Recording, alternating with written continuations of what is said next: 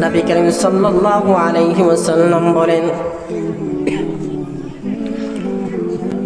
আমার উম্মতের মধ্যে যদি কোনো মুসলমানের ওই রূপ হয়, আল্লাহ পাক রব্বুল আলামিন তার উপরে বালা মুসিবত দিয়েছে,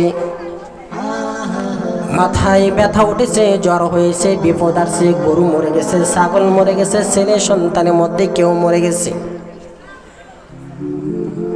ব্যবসা বাণিজ্যের ভিতরে লস হয়ে গেছে, মোটামুটি কোনো বিপদ আসার পরে যদি সে তিনটি কাজ করে, তাহলে ওই ব্যক্তি আমার উম্মতের অন্তর্ভুক্ত না।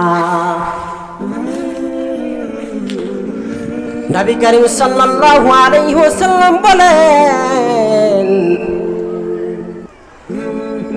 যদি কোনো মুসলমানের উপরে বিপদ আসার পরে সে তার মাথায় পিঠায়, হায়াতে পিঠায়, গায়ে পিঠায়,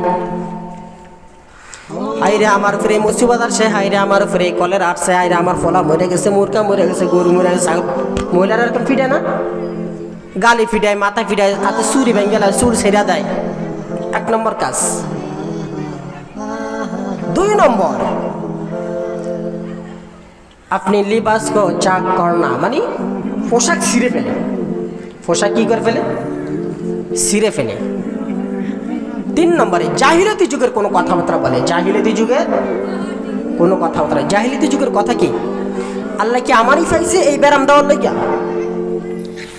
আল্লাহ কি আমারই পাইছে আমার ক্ষেতটা নষ্ট করে না লাগিয়া? সবার ক্ষেতে ধান হয়েছে, আমার ক্ষেতে ধান হয় নাই, আল্লাহ আমারই সই ধরল? আমার ছেলেটাকে আল্লাহকে নিতে মনে হইল? অন্য কারো ছেলে সন্তানকে আল্লাহ চোখে দেখে না? তাই এরকম বলে, আল্লাহ তোরিতে হুদাবাদ খাই করে, তোর আল্লাহ নেয় না কা?